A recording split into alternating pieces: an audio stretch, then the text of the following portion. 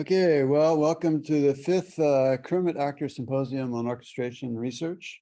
And today we're going to have a session with our two new postdocs, the third round of postdocs on the ACTOR project. Andrés Gutiérrez Martínez, who comes to us from Mexico by way of Graz and La Jolla. Done work in Germany, also studied with other ACTOR member Roger Reynolds at UC San Diego. And he'll present the first presentation. And then Ben Duinker, who comes to us from Canada, who went to McGill and then went off to the University of Toronto and now come back to McGill. So we're going to go from practice to theory in this particular session.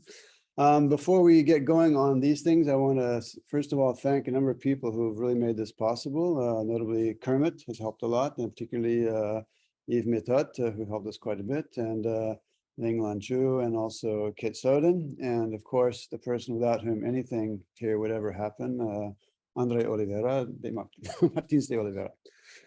So without further ado, I'll go straight into Mr. Andrés. Welcome to my talk on issues of timbre and orchestration as applied to in my creative practice. I will use this maybe some framework of perceptual studies, but maybe I will start and to talk from my perspective, and kind of a lot of these things that I present are my assessments rather than things that I've tried out experimentally. However, experiments in music perception have informed how I think about material and sound and timbre and orchestration. I will go into the particularities of the title of the presentation as I go on. The intention of the presentation is to give a bird's eye view of my creative practice, or the way in which sound comes together to form units of meaning, gestures, and then large-scale ideas of form. Briefly about Vida, Stephen went into this briefly. Started my studies in my hometown in Guanajuato, Mexico. I continued education in Austria, first in Eisenstadt, where I did an undergrad in composition music theory, and that was a joint bachelor degree with the Academy of Performing Arts of Bratislava. I continued my studies in Graz at the University of Music and Performing Arts, where I did a master's in composition. And halfway through, I went in and started a second master's in electroacoustic composition. And in 2015, I left after 9.5 years in Austria. I left Austria and moved to the US, to San Diego, to pursue a PhD at UCSD, University of California in San Diego. Finished this year in March, and I am now a postdoctoral researcher at McGill as part of the ACTOR project. Having that said, the process of my studies going from different countries, I've kind of acquired some values that come with the education. I think they're packaged. One would be a materialistic approach to composition. And what I mean by that, material-centric, an accretion of a sonic repertoire, maybe a personal way of dealing with a sonic repertoire, from a conception of initial sounds to the idea of a form. So I would say this is a bottom-up approach, starting from atoms that then get put together until larger units of meaning, until form. My music is mostly focused on construction of complex sonorities. That's why I wrote there sound-based aesthetics, focusing on sonic phenomena as an important constructive element in the music. By sonic phenomena, I just mean the practicalities of sound production in instrumental writing, meaning taking into consideration the breadth of a bow as a temporal articulation, or the time of a breath in wind instruments as a way to constrain musical events, but also tie them to natural contingencies, natural constraints. In doing a sound-based music, I'm very interested in instrumental exploration. So studying the instrument and particularities of the instrument, kind of acoustic properties, in order for a creative use of these, maybe we can say, ranges of the instrumental practice that has to do with extended techniques. In the sound-based aesthetics and going into the sonic phenomena or amplifying sonic phenomena, I use instrumental resynthesis in my music, meaning taking the sounds that I use, doing spectral analysis and assigning the pitches to the sounds of that I am working with in a particular piece. For example, the instrumental resynthesis, if I'm working in an ensemble with the bass clarinet, I might record a overblowing, a multiphonic of a clarinet, and then use the ensemble to orchestrate, to project the sound of the bass clarinet into the ensemble, and in that way combine the material played by the ensemble with that played by individual instruments. And lastly, what I'm going to be speaking about today is notion of timbral similarity and difference, and maybe in more general terms, similarity and difference as an important carrier of musical meaning in my composition, my creative practice. All this works together to build a music which is or aims at building textures and streams rather than a melodic versus a harmonic type of conception. So more textural clouds of sounds and a gradual morphing of sonority from one state to another. Composition for me is a process of constant becoming, meaning in terms practically how sound is put together to create musical moments or sonic moments, and then the consolidation of and dissolution of sonic states, and then from piece to piece, a way to grow or to build from a particular experience or a particular way of working with sound into a next one that builds on top of it. So this includes working on cycles of pieces that are addressing a similar thing, like we will listen to in a little bit, and trying to find an overarching concept like similarity and difference as a way to describe what I'm trying to do from piece to piece, and as a kind of a artistic project. Now I go into a little bit the idea of a topology, timbral topology, and this is not a literal space, but rather it's kind of a metaphor to that might elucidate how I connect sounds and why the notion of space is an important consideration in my music.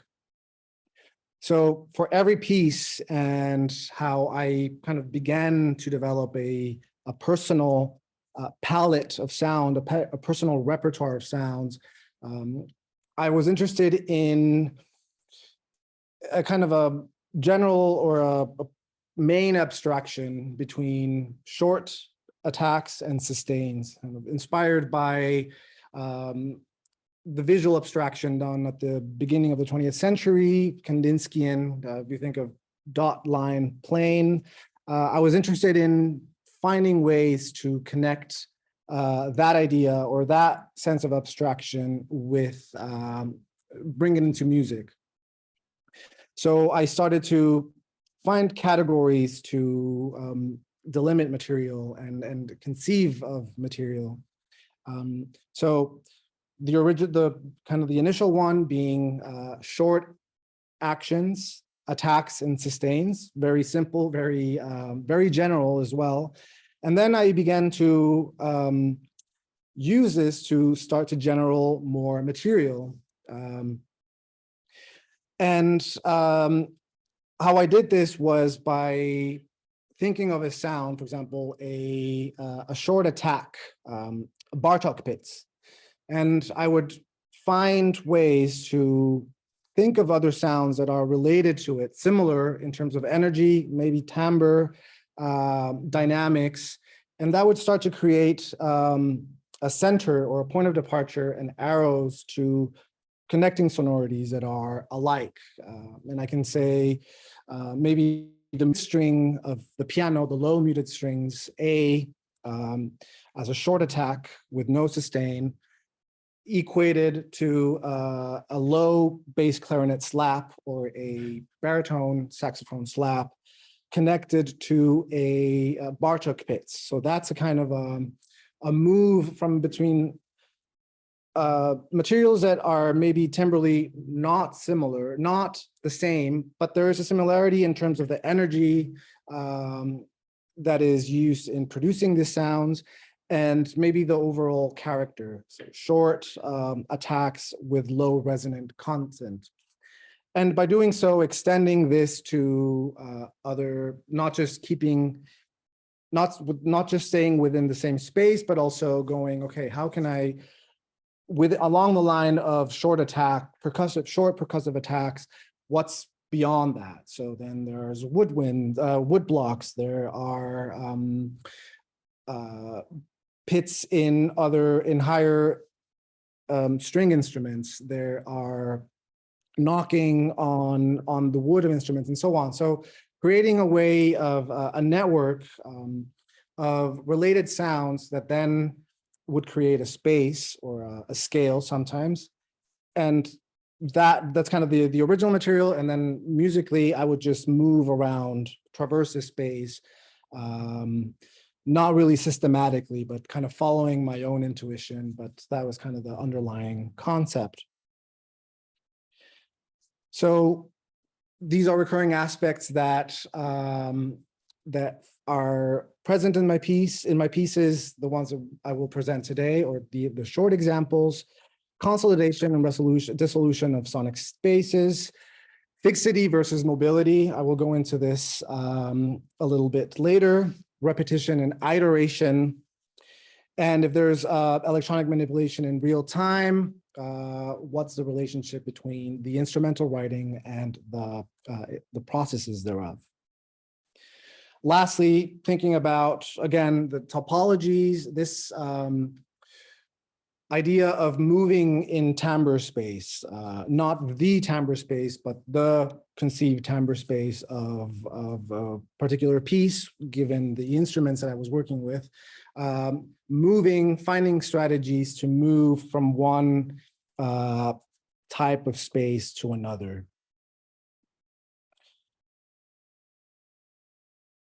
In terms of similarity and difference, these are the kind of the four aspects that I want to go into with regards to my music. So gesture consolidation, I already talked about the use of elementary music materials to create gestures, compound timbres to create compound gestures, and a way to also atomically separate through permutation, through just kind of change of order, ways of reassembling these elementary materials to create other gestures. Stream transformation. So this relates to fixity and mobility, staying, having changes on one dimension and while remaining the same on another dimension. For example, gradual changes in timbre on a steady tempo or in a steady kind of pulse, or changes in tempo while staying on the same timbre, for example. So the separation between the timbral nature and its temporal resolution. Material transformation, the interrelationship between the instrumental writing and live electronics, as I already said. And this ties more into orchestration, or a kind of a conception of live electronics as orchestration. And lastly, voicing and orchestration, similarity and difference, with regard to variation of chords as a way to develop a nuanced sense of orchestration, taking into consideration perceptual differences given the instruments used to orchestrate chords, or the position that these instruments have in these chords. So the first example, I should stop talking. First example is kind of an early piece that I did, where you can start to hear the different elementary materials. Oh, sorry, I should pick on here. Lines, attacks, or repetition of attacks. I'll just hear it, and you can maybe start to hear out what I mean by elementary materials and compound gestures. So there we go.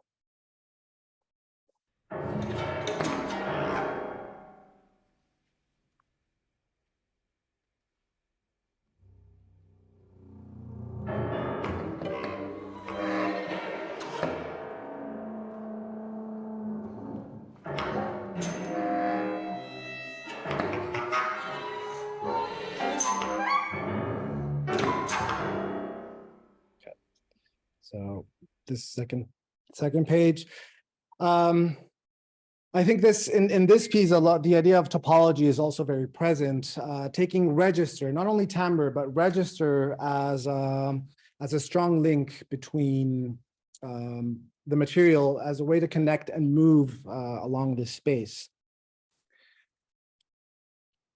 The second example that I have is gradual transformation, stability in one dimension versus change in another. And here we will play the example.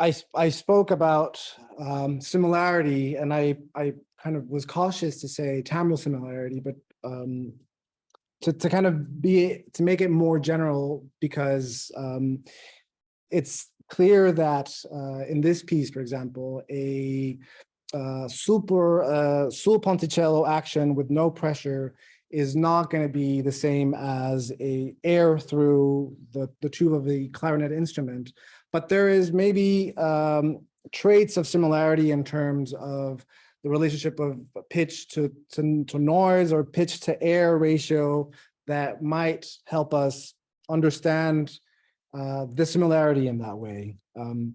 So in this example, the articulation goes from kind of a very articulate to a little bit more graded and airy. So this piece and the cycle, the Gitterfenster cycle, explores this kind of separation between sonic events and temporal resolution. In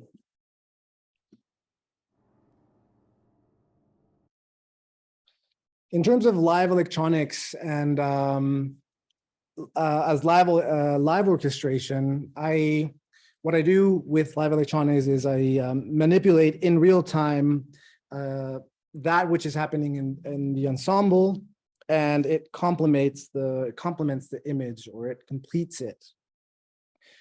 I work with very basic and conventional processes, sampling with temporary buffers. So the performers are playing something, the electronic performer records part of that, and that is then transformed through sampling. Pitch shifting of live input sources, granular delay of the input material, spectral analysis to create resonant tails, and spatialization as a way to also kind of move the sound away from the stage into the speakers, so to create in order to create maybe a more immersive context. The main functions of the electronics are the proliferation of material, create a harmonic background in order to have maybe layers, foreground, background, and like I said, spatialization. Electronic material, the electronic sequencing is mostly fixed, but there's also wiggle room for the interpreter to kind of make some curatorial decisions as to the final project. Like a little bit, we think of I can think of the English verb, but gestalten in German, to kind of arrange, like in a real life arranger there with the material available to him or her. So here is an example of that relationship between instrumental writing and live electronics. And in this piece, things that I've said about moving through a timbral space are also valid, but in a slightly different type of musical material.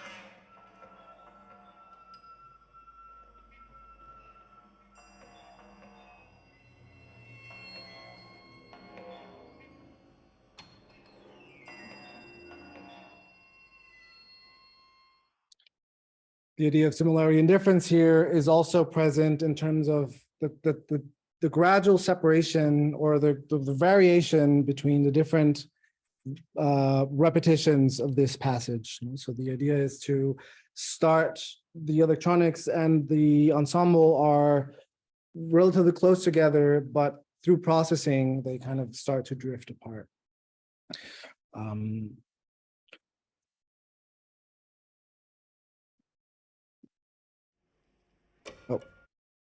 And the other use or another way of using live electronics is to create this layers or foreground, background, using harmonic sustain or spectral sustain and spatial projection. So what I mean by spectral sustain is I have, there's an analysis algorithm, and it takes a snapshot at a given moment. It saves 16, I think 16 partials, 8 to 16, depends on the piece. And that it just sustains that while the instruments that were kind of the source of that are moving on. So that creates some kind of separation between a harmonic backdrop or a harmonic sustain versus actions that are happening on the foreground. In this, the piece that we're going to listen to, or the segment, the spectral analysis is coming from the double bass, and then there you will hear the interaction between the instrumental sounds and the electroacoustic elaborations. This piece is Similarity and Difference. Again, in another context, this piece is for violin, violoncello, and double bass. So stringness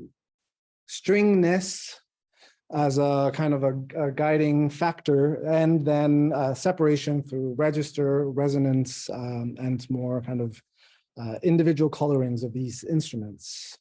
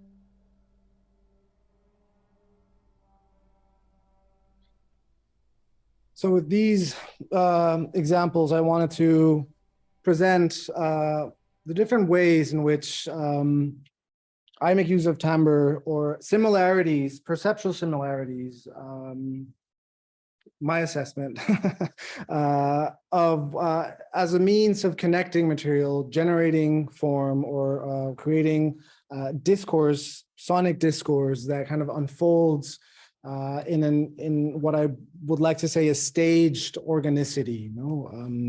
What I mean staged is that it's still composed by me. There's no such thing as maybe an organicity in that way, but by creating the sense of this kind of natural unfolding, well, that's what I mean with staged organicity. Last thing I wanted to go back to, kind of going into my first category of similarity and difference in what I'm doing now for actor is studying or approaching this question of the impact of orchestration in the perceptual identity of chords or formations that I work with. Meaning, what are the timbral characteristics in taking into consideration register of each instrument, the instrument's tessitura or timbre, and the voice, the placement of that particular instrument, note placement of that particular. So how does that change? And this is kind of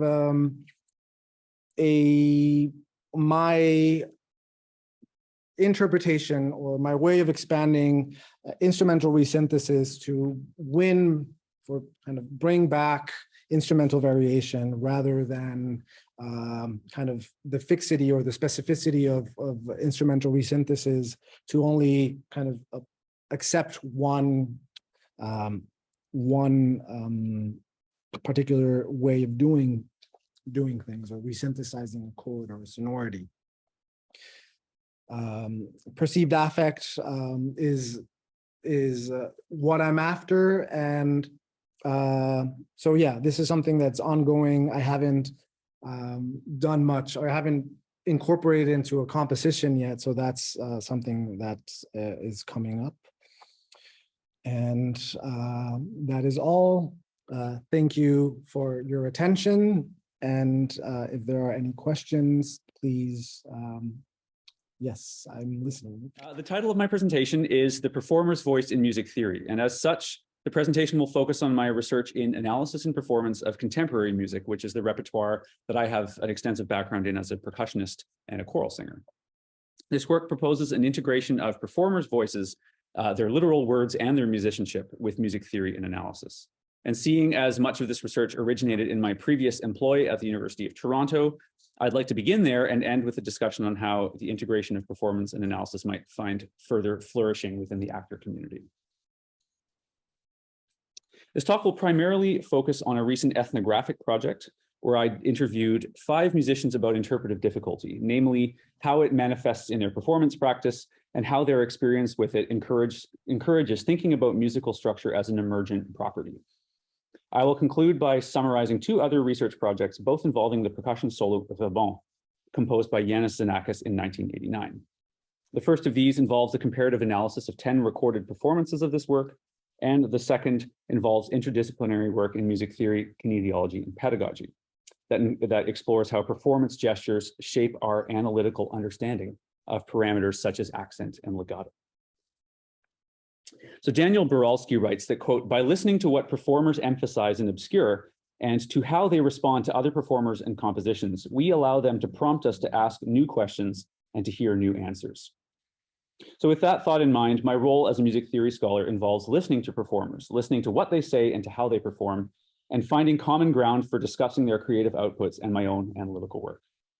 Now, I should mention that Boralski's argument in the article from which I quoted him is that performers are themselves analysts. And even though I fully agree with him on this, for the sake of clarity in this presentation, my references to analysis concern the work done by music theorists. I'll now proceed to the first project that seeks this common ground. So score-based analysis tends to understand that works would be performed as notated. Even though this is normally true, it does not necessarily account for the difficulties that complicate performers' efforts to interpret scores as diligently as possible. I refer to these difficulties here as interpretive difficulties. And in this project, I asked the following questions. How is interpretive difficulty encountered, assessed, and dealt with by performers? Can interpretive difficulty be classified into broad categories? Typical theorist question there. And how does performer engagement with interpretive difficulty influence musical structure? So in response to these questions, my work situates difficulty as the intersection of performer, score, and instrument, and conceives of musical structure as an emergent product of this intersection. This work encourages a description of musical structure as dynamic and emergent. So we commonly think of musical structure as involving form, pitch, rhythm, timbre, texture, and dynamics. But who brings these parameters into being? How do they do it? And in what context? Structure is produced, of course, by multiple actors: the composer, the performer, the instrument, the listener, and above all, the environments in which musical experiences occur. Listening circumstances, cultural contexts, performer abilities, and other factors give rise to a plural concept of structure. In other words, there is no single structure of a musical work, but rather many possible structures, enabled through the affordances of score and instrument, and shaped by the performer's engagement with these affordances. So in this project, I interviewed 5 professional musicians who specialize in contemporary music, and each musician chose a piece from their solo with which they had developed a deep and lasting performing relationship. After doing my own analytical work on each piece, I asked each musician to reflect on the physical or embodied manifestations of difficulty in their chosen piece.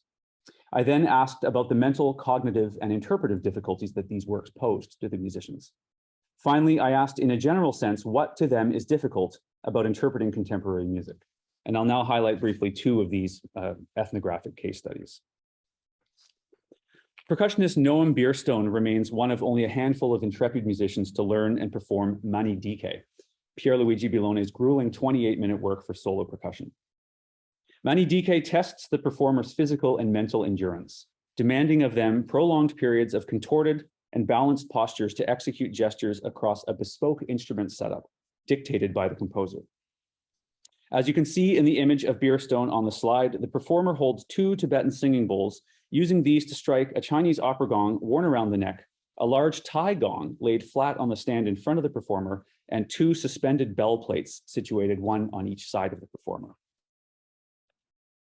So I came into our interview with some thoughts on the form of the work, but Bierstone surprised me by characterizing the form of Mani Dike in terms of the physical endurance required to perform it. He mentions that Billone often structures his works so that the most physically difficult section arrives roughly 2/3 through the piece. In Mani Dike, this most physically difficult section occurs on page 10 of a 19-page score. Difficulty in this section of the piece reaches an apex on page 14, which is excerpted here on the slide, where the performer spends approximately 90 seconds with their arms straight out to each side, aggressively scraping, muting, and striking the metal plates with the Tibetan bowls. Here's a screen grab of Bierstone doing just that. In the score, the material on the page doesn't stand out particularly. Bierstone and I agreed that these sounds are not new at this point in the piece. Similar long passages on a single sound have occurred prior, and this passage does not serve as some sort of formal outcome of earlier material. So there is in short, little to evince this passage as a structural high point in the piece. But from the performer's perspective, that's exactly what this section of the piece serves, the function. This 90-second passage concludes a similarly grueling 4 minutes of performing and demands more of the performer's strength and focus than anywhere in the work hitherto. For Bierstone, then, the large-scale form of Mani Dike is structured around matters of physicality. Pages 1 to 9 constitute the less taxing first section. Pages 10 to 13 gradually increase the physical toll on the performer, who reaches a point of near exhaustion somewhere on page 14, after which pages 15 and 16 allow for a moment of relative repose for the performer's body, and they lead into a concluding section across pages 17 to 19. This conception of form from the performer's perspective, and indeed from the performing body, thus gives shape to the work that may not be apparent from the score. This is a conception of form best viewed in the performing body. The composer of Taurangi, Dame Gillian Whitehead, is of part Maori descent, and the work's title is a te reo, or a Maori language word. New Zealander flautist Hannah Derrick, formerly also of McGill, explains that knowledge of taonga puoro, or Maori instruments, and their performance practice is essential in developing a compelling interpretation of taurangi. New Zealand's contemporary music community maintains a healthy bilateral dialogue with Maori musical culture. Whitehead, the composer of taurangi, encourages us to read her aesthetic as a Western compositional practice being informed, shaped, and subverted by taonga puoro, not at all as an act of appropriation. She states that, quote, taonga puoro need plenty of spiritual space around them to sound. They are slow and sometimes reluctant to speak. They have their unique and often fragile voices and need to be seen as equal partners shaping the direction of the piece. They must not be colonized or regimented by Western music, end quote. So while Derek identifies as a pahika, or a white New Zealander, Whitehead invites her to share the responsibility and privilege of sustaining Maori musical practice as a living and vibrant exponent of New Zealand's cultural fabric. The interpretive difficulty associated with taurangi then results from a need for knowledge of taonga puoro and the ability to sensitively apply this knowledge to the concert flute. Maori instruments are always custom made, and the techniques used to perform on them derive from communication between people, spirits, and the natural environment. Musical structure that emerges from this difficulty thus emerges from through resistance of systemization and through communication. This passage here on the slide illustrates how structure emerges from knowledge puoro. So the flautist must play a breathy tone and articulate each of the notes accompanied by a T here in the score, followed by a vibrato on the pitch D4. So while any capable flautist could perform this passage as notated, Derek explains that these instructions, quote, are enhanced with a deeper understanding of Maori flutes and how their vibrato was used in traditional music and how it is created physically by the player, end quote. So while Western concert flautists normally produce vibrato through a combination of laryngeal and abdominal muscles, vibrato on Maori flutes require more of the lips and embouchure. So the flutes that Derek refers to here include the ko'owo, which is a small oblong-shaped flute with open ends and 3 to 6 finger holes. This instrument is played much like a regular concert flute because breath passes across an opening into the instrument's hollow body. But ko'owo technique involves positioning the instrument diagonally, resulting in its characteristic breathy sound. But while ko'owo is always played the same way, it is not always constructed from the same materials, and as a result, each instrument sounds unique. One must therefore listen to many ko'owo to fully understand their timbral properties. Such variation in performance characterizes the difficulty here. There is no one right way to perform the excerpt, but there is a right approach that can lead to any number of appropriate performances. So despite the variety of compositional styles, performance contexts, and instrumental challenges that they involve, these case studies share common themes. First, musicians generally spoke at greater length about local passages than about global aspects of their chosen repertoire. For example, even though Noam Bierstone discussed large-scale form in Manidike, he also revealed to me that he rarely rehearses the work in its entirety, instead focusing on local sections in his practice regimen. And this has no doubt something to do with the physical toll of playing the piece in its totality. Second, the musicians described similar sources of interpretive difficulty, suggesting that it can be characterized within a small number of categories. And for sake of a theory here, I've proposed that these are accuracy, latitude, narrative, and control. So I arranged these in a Venn diagram. So with accuracy, listeners expect, and theorists usually assume, that professional performances will be accurate. But accuracy can be difficult or impossible sometimes, and even undesirable to attain in certain cases. As such, difficulty of accuracy lies at the intersection of performer, score, and instrument. And while this notion alone often goes unmentioned in music analysis, accuracy extends beyond simply performing what is on the page. In contemporary works, accuracy, of course, frequently involves timbre. In Hannah Derrick's experience with taurangi, timbral accuracy is both desirable to pursue in its cultural ramifications, but difficult to attain because of the fluidity of timbre associated with Maori instruments. Difficulty of narrative. So post-tonal music lacks a consistent set of formal and tonal frameworks that can be harnessed to underpin the narrative structure of a work. Performers of contemporary music are thus tasked with crafting a narrative without the aid of these frameworks, or for finding new and unique frameworks in each piece they learn. Performers must ultimately choose the extent to which they engage with difficulty of narrative, hence its overlapping with difficulty of latitude on the diagram. So latitude pertains to the interpretive choices that musicians must make and the ramifications of these choices. Such choices can be broad in scope, or they can involve minute details like fingering, hand position, and bowings. Performers may also choose to interpret the score accurately or less accurate in the pursuit of expressivity, hence the overlap between accuracy and latitude on the slide. In this sense, performers are essentially negotiating with the score. Finally, difficulty of control involves the challenge of consistency in sound production, gesture, narrative, and accuracy. Musicians usually must control the outcomes of their interpretive choices, all while dealing with their finite physical capabilities. Several of my interviewees were also candid about the threshold between being in and out of control in performance. It is tempting to believe that complete control is some sort of gold standard that all musicians strive to achieve, but many musical works demand a balance between pursuing this control and grappling with its unattainability. Interpretive difficulty is uniquely determined by the physical, cognitive, emotional, environmental, musical, and cultural factors that shape a musician's performance of a work. These individuating circumstances mean that each musician experiences interpretive difficulty differently. The abilities of one performer will not be the same for another, and I see this project as a first step toward a further ethnographic work with musicians from different population groups with different abilities, specializing in different repertoires. But commonalities of experience do exist among musicians, and the four areas of difficulty that I propose here can be used to illustrate these. In contemporary music, where much of the repertoire is idiosyncratic to its composer or aesthetic, finding common ground between works and genres is possible when performance concerns are highlighted. I'll now move on briefly to two other projects that place performance and the performer at the center of the analytical process.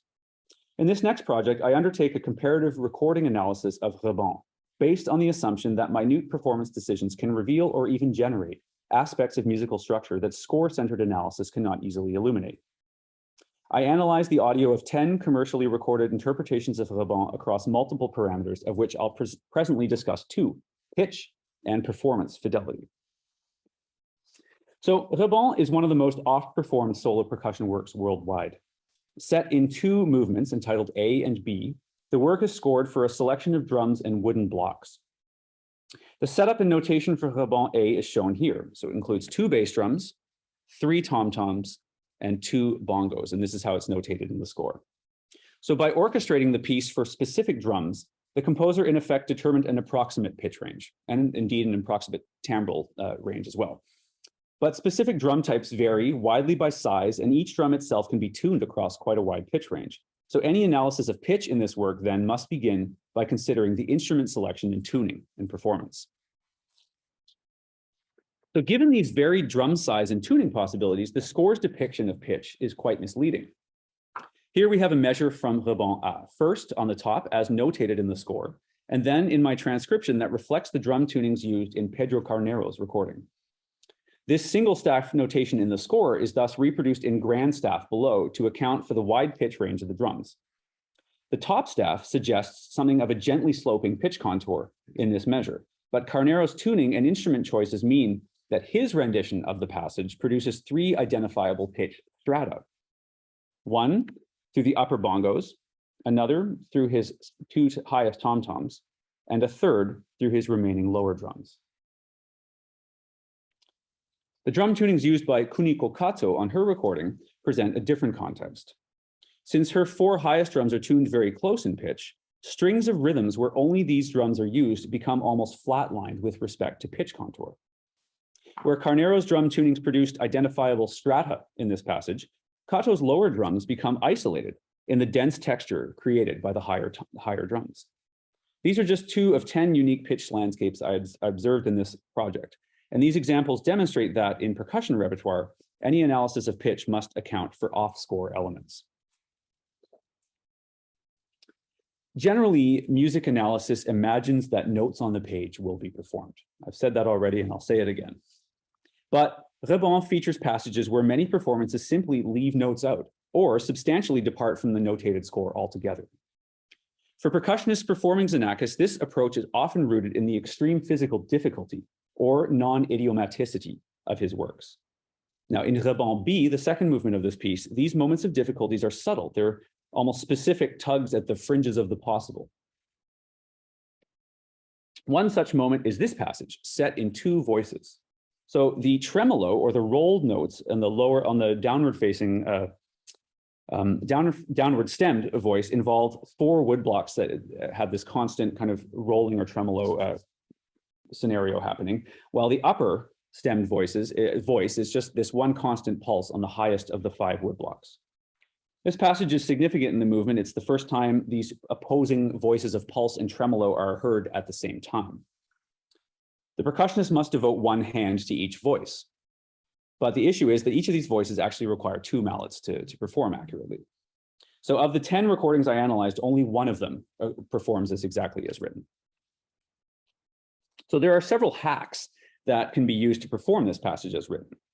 Looking just at the lower voice, for example, now, one hack is that the percussionist can set 2 rows of wood blocks up and use 1 mallet in between the 2 of them to perform this kind of back and forth kind of tremolo between the 2 sets of blocks. While a second kind of more common solution is to have 2 mallets doing what percussionists call a mandolin roll. And I can't demonstrate this on Zoom, but it's when you take 2 mallets and you go like this on a 2-sided sound producing surface. So based on the performance videos available online, the one percussionist, who's the French percussionist Adelaide Ferrière, seems to choose the second option here. But I mentioned this not to champion her recording among the others, but contextualize the less accurate readings. These aren't secret solutions that only Adelaide Ferrière knows about. The question instead is, why were these not used by the other percussionists?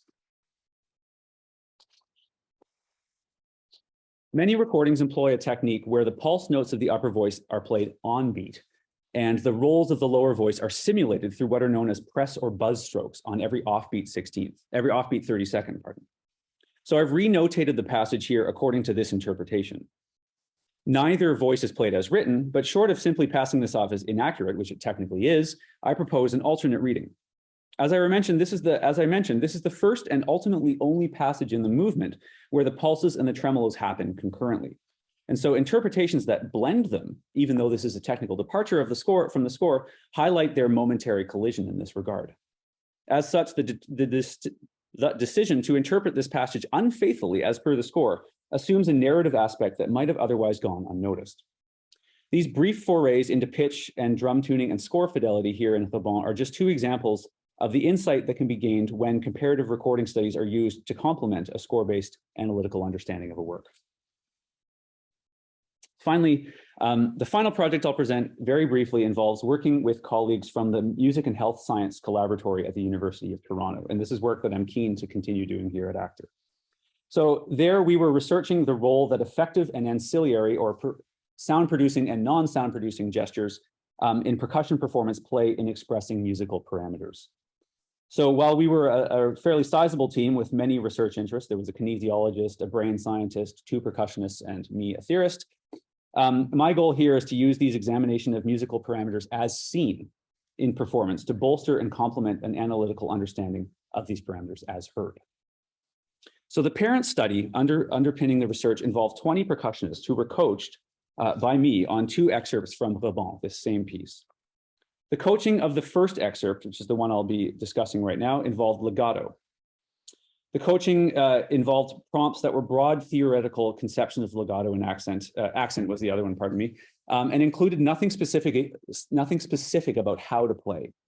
So, for example, for legato, I was using very broad terms about connectivity and smoothness to encourage the performers to play that way. That's fun. Motion capture technology tracked the mallet and upper body movements and performances of the excerpts that occurred before and after the coaching. So we had them perform, then we coached them, and then we had them perform again, ideally doing what the coaching, that's very loud. We also video and audio recorded these performances and had them rated by expert percussionists who were not part of the study for overall quality and quality of legato. And these experts did not know whether they were watching a pre-training or a post-training performance. Lastly, since part of the study's goals involved gauging the effectiveness of remote or virtual music pedagogy, 10 of the percussionists were coached on Zoom and 10 were coached in person. I can speak louder, that's fine. We can adapt and overcome here. So our preliminary results show that the coaching received by the percussionists impact their movement patterns and their performance quality regardless of whether they receive their coaching in person or on Zoom. So for the legato excerpt, the percussionists generally elevated their mallets to greater heights above the drums, and they displayed greater velocity variability in their elbows and wrists in performances following the coaching, but it was greater still in their dominant hand.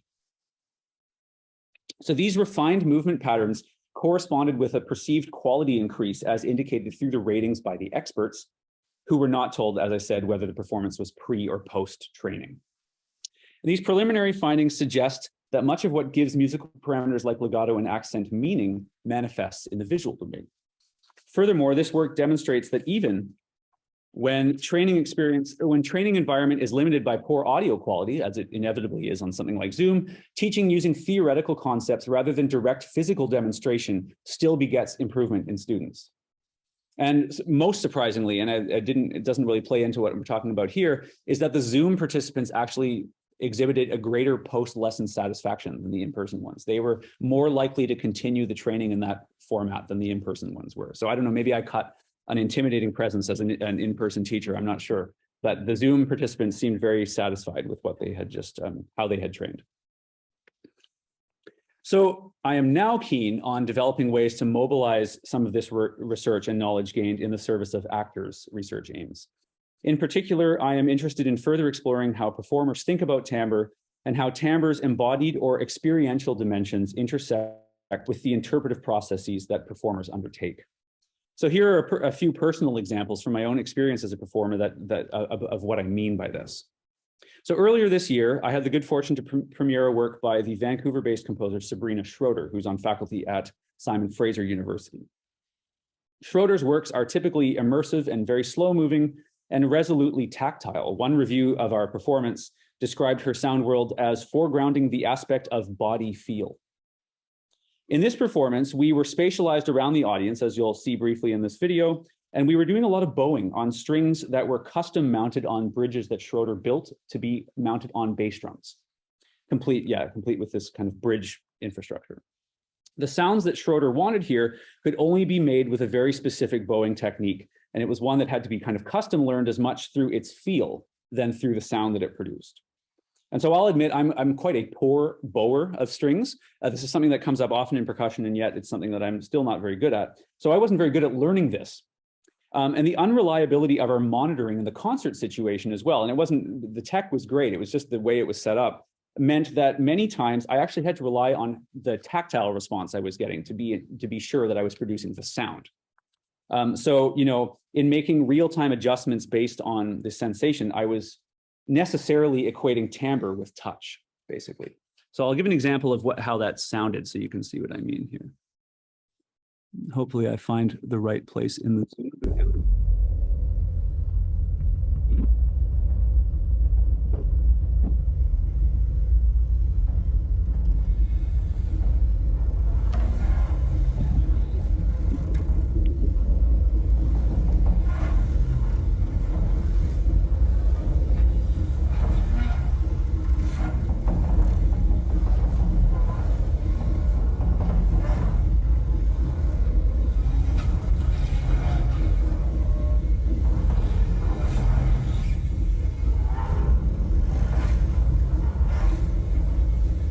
So there's 4 of us all around the audience in that example.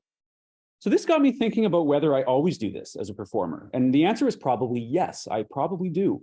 As a percussionist, I'm often playing on instruments that aren't my own. And especially when performing on different marimbas, I find that myself reacting to the timbre that I produce on the instrument in different physical ways, depending on what I perceive to be the ideal timbre to be produced in that situation. So rather than it being sort of a feedback loop where I'm hearing something and I'm adjusting my physicality to modify it or to sustain it, I'm actually hearing and feeling something and making that adjustment. Another recent performance experience that joined these concepts in my thought process was when I was performing Joby Talbot's Path of Miracles, which is a work for 17-voice unaccompanied choir. So I'll play the excerpt I'm specifically referring, and this is me as a singer, not as a percussionist. Well, this isn't me, but this experience is me. Pardon me, I can hardly see this woman.